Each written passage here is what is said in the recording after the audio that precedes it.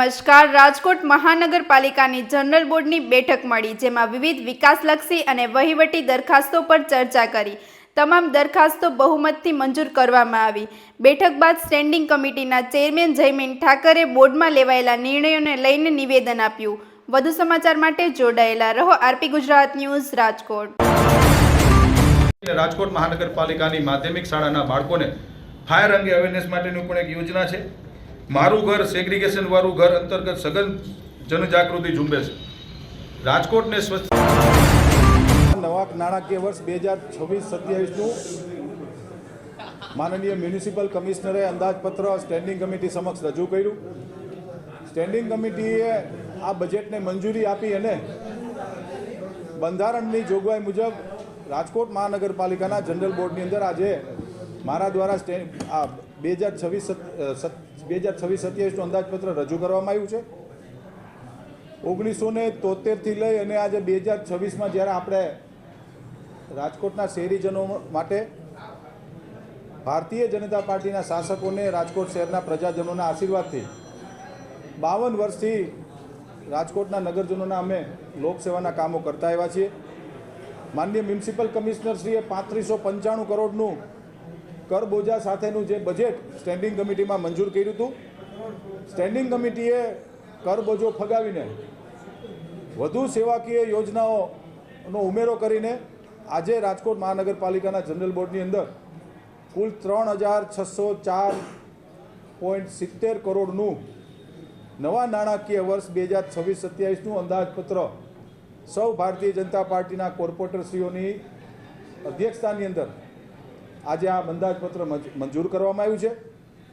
આપ સૌ મીડિયાના મિત્રોના માધ્યમથી રાજકોટ શહેરના નગરજનોને હું ખાતરી આપું છું કે આવનારા વર્ષની અંદર જે બજેટની યોજનાઓ છે, આ યોજનાઓ તમારા સૌના માટે, આપણા સૌના માટે આ યોજનાઓ અમે લોકો બજેટમાં મૂકતા હોઈએ છીએ અને આનું અનુકરણ કરવા માટેના પણ અમે લોકો પ્રયત્ન કરતા હોઈએ છીએ અને અમે કર્યા પણ છે. આજે ગર્વ સાથે કહેવું પડે છે કે રાજકોટ શહેરમાં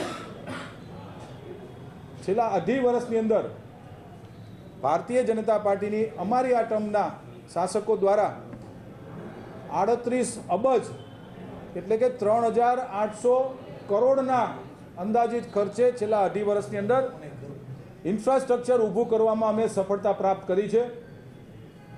પ્રાથમિક સુવિધાઓની સાથે સાથે 18 વોર્ડની અંદર કોમ્યુનિટી હોલ, આરોગ્ય કેન્દ્ર, પાણીનું નવું સેટઅપ. રાજકોટ શહેરની અંદર છેલ્લા 45 વર્ષથી જે પાણીની પાઇપલાઇન હતી, જેમાં ક્યાંક ને ક્યાંક લોકોની ફરિયાદો આવતી હતી કે ગંદા પાણીનું મિશ્રણ થાય છે, એના માટેનું DI pipeline, ductile and iron પાઇપલાઇનનું નેટવર્ક, ડ્રેનેજનું નેટવર્ક, રોડ, રસ્તા, ગાર્ડન, સોલિડ વેસ્ટ મેનેજમેન્ટ દ્વારા ડોર ટુ ડોરની સફાઈના કાર્યક્રમો, અનેક કાર્યક્રમો બાંધકામ ક્ષેત્ર દ્વારા અને રાજકોટ મહાનગરપાલિકાની તમામ શાખાઓ દ્વારા અમે સૌ ભાજપના કાર્યકર્તાઓ રાજકોટના નગરજનો માટે અમે કામ કરાવી શક્યા છીએ, જેનો અમને ખુદને ખૂબ આનંદ છે. મિત્રો, પીપીપી યોજના એ કોઈ ખરાબ યોજના નથી. વિપક્ષના સભ્યો ઘણા વર્ષોથી સરકારમાં નથી એટલે એને ખુદને ખબર નથી કે પીપીપી એટલે શું કહેવાય.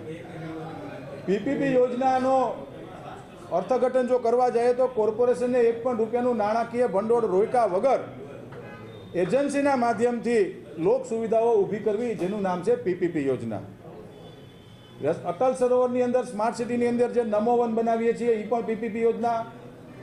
કે ગાર્ડન અને જગ્યા અમારી, વૃક્ષો વાવશે અલગ અલગ એજન્સીઓ અને રાજકોટના નગરજનો માટે ખુલ્લું મૂકવામાં આવશે. આને પીપીપી યોજના કહેવામાં આવે. રાજકોટ મહાનગરપાલિકા દ્વારા શોપિંગ સેન્ટર બનાવવામાં આવશે, એમાં પણ કોર્પોરેશનની જમીન રહેશે અને બાંધકામનો ખર્ચો બિલ્ડર ભોગવવાના અને અમે લોકો રેન્ટ ઉપર આપશું કે વેચાણ કરશું. આને કહેવાય પીપીપી યોજના. કોર્પોરેશનનું સેન્ટ્રલ ઝોન જે કરણપરા સ્થિત નગર પ્રાથમિક શિક્ષણ સમિતિમાં બનવા જઈ રહ્યું છે, એ પણ પીપીપી યોજના છે. એમાં જગ્યા અમારી રહેશે, બિલ્ડર બાંધકામ કરશે. આને કહેવાય પીપીપી યોજના. કોંગ્રેસના સભ્યોને ખરેખર ખબર નથી કે પીપીપી યોજના શું કહેવાય છે. રોકાણ વગરનો આખી આ યોજના છે, જેને અમે લોકોએ નવા નાણાકીય વર્ષમાં આવક ઊભી કરવા માટે અમે લોકોએ કે કોર્પોરેશન દ્વારા રાજ્ય સરકાર જે અમને જે ખર્ચ આપે છે, જે પૈસા આપે છે, સોણીમાંથી ને અમૃતમાંથી, એનો ખર્ચ ઓછો થાય અને લોકો અમારી સાથે જોડાય અને લોક સુવિધા ઊભી થાય, જેના માટે અમે લોકો આયોજન કર્યું છે.